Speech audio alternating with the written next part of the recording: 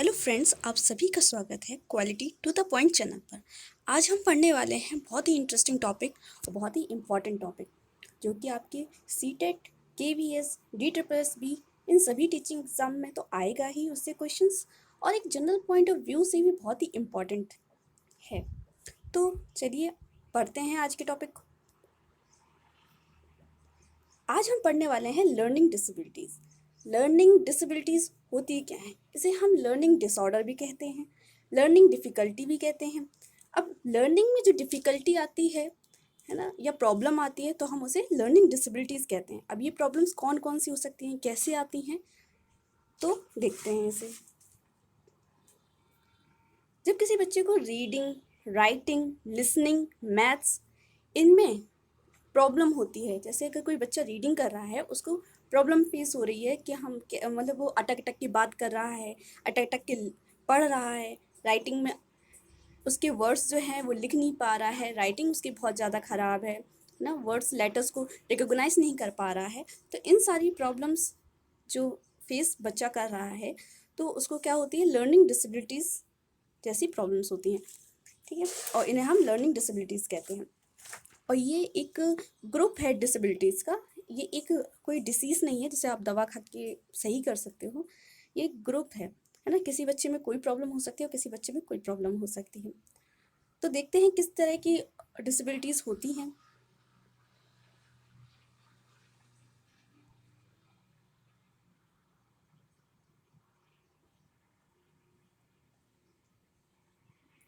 ये देखिए कुछ मेन टाइप की जो डिसेबिलिटी हैं, जो अक्सर पेपर्स में देखी जा सकती हैं, जैसे रीडिंग से रिलेटेड, राइटिंग से रिलेटेड और मैथ से रिलेटेड।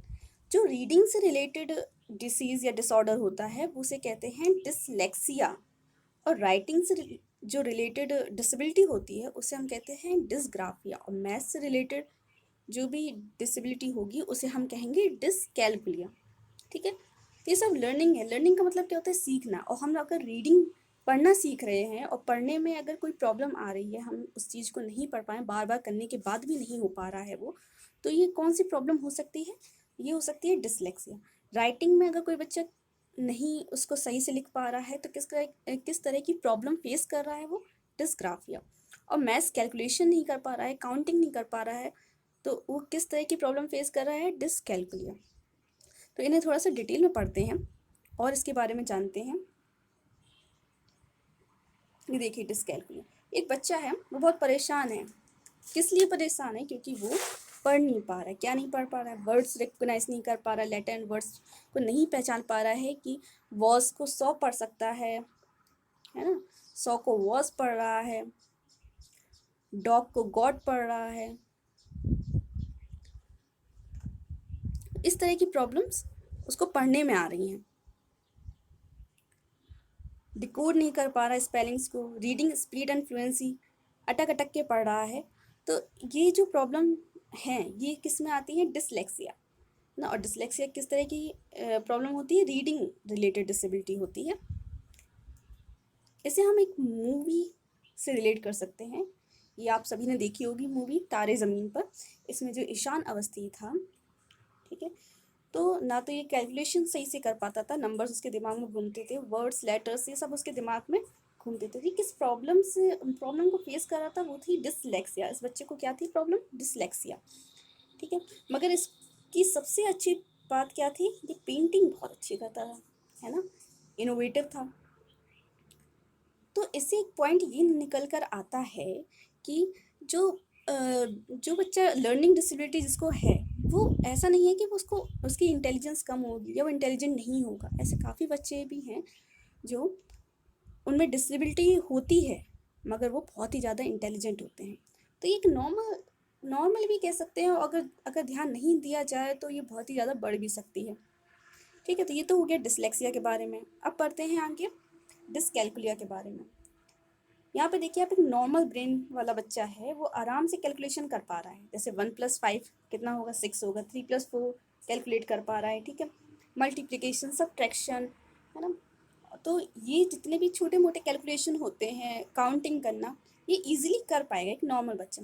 मगर जो प्रॉब्लम बच्चा है वो फेस कर रहा है, तो वो कैसी प्रॉब्लम फेस करेगा? जैसे उसके नंबर जो होंगे वो घूमेंगे, उसे नहीं पता चलेगा 6, 9, है ना, इस तरह के नंबर को वो सही से नहीं उसे समझ में आते हैं, कैलकुलेशन नहीं कर पाता, काउंटिंग नहीं कर पाता ईजिली। तो जो भी मैथ से रिलेटेड प्रॉब्लम है, कैलकुलेशन रिलेटेड प्रॉब्लम है, उसे हम क्या कहेंगे? डिसकैलकुलिया।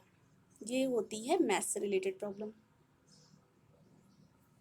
जैसे अगर हम कहें कि 5 इंटू 2 इजिकल टू अगर 10 होता है, उससे बच्चे को 2 इंटू 5 करके लिख दिया जाए, तो बच्चा नहीं समझ पाएगा कि वो 10 होता है कि क्या होता है। तो इस तरह की प्रॉब्लम फेस करता है। नेक्स्ट देखते हैं डिसग्राफिया। जैसे कि आपने डिसलेक्सिया में पढ़ा है कि 100 को वॉस पढ़े अगर बच्चा तो डिसलेक्सिया, डॉग को गॉड पढ़े तो डिसलेक्सिया ना।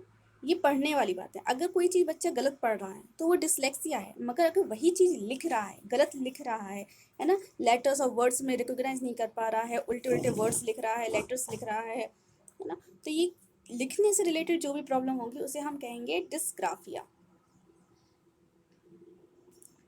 ये होती है राइटिंग रिलेटेड प्रॉब्लम। होप आप समझ गए होंगे। नेक्स्ट देखते हैं कुछ अदर लर्निंग डिसेबिलिटीज़। ये हैं डिस्पेक्सिया और डिस्फेजिया, एडीएचडी और ऑटिज्म। ये दोनों जो एडीएचडी और ऑटिज्म है, ये एक लर्निंग डिसेबिलिटी नहीं है, मगर ये लर्निंग को अफेक्ट ज़्यादा करती हैं क्योंकि न्यूरोलॉजिकल डिसऑर्डर है ये। तो पढ़ते हैं, थोड़ा इनके बारे में भी जानकारी ले लेते हैं। ये है डिस्पेक्सिया। डिस्पेक्सिया जो डिसीज़ है, डिसेबिलिटी है, ये होती है मोटर स्किल्स से रिलेटेड। अब मोटर स्किल्स दो प्रकार की होती हैं, फाइन मोटर स्किल्स और gross motor skills. Fine motor skills में क्या होता है? जब हम अपनी छोटी मसल्स को यूज़ करते हैं, जैसे राइटिंग, कटिंग, जो भी आप पकड़ते हैं या पेंटिंग करते हैं, तो आपकी छोटी मसल्स इसमें यूज़ होती हैं, है ना, बुनाई करना, कढ़ाई करना। तो इस तरह की जो स्किल्स होती हैं, तो वो कहती हैं, उसे कहते हैं हम लोग फाइन मोटर स्किल्स। अब अगर ये छोटे मोटे चीज़ें जो होती हैं, अगर बच्चा नहीं कर पा रहा है, उसे पेंसिल पकड़ाई गई, पेंसिल नहीं पकड़ पा, तो उसकी राइटिंग ऑटोमेटिकली वैसे ही ख़राब आ जानी है। तो ये जो प्रॉब्लम है वो किससे रिलेटेड हो जाती है? डिस्पेक्सिया से। इसी तरह से ग्रॉस मोटर स्किल्स, जंपिंग हुई, रनिंग हुई, अगर ये बच्चा नॉर्मली नहीं कर पा रहा है, कोऑर्डिनेट नहीं कर पा रहा है, तो ये कौन सी बीमारी से ग्रसित है? वो बच्चा डिस्पेक्सिया से। इसी एक एग्जाम्पल के थ्रू देख लेते हैं। यह एक बच्चा जो कि बॉल पकड़ना चाह रहा है, मगर बॉल नहीं पकड़ पा रहा है।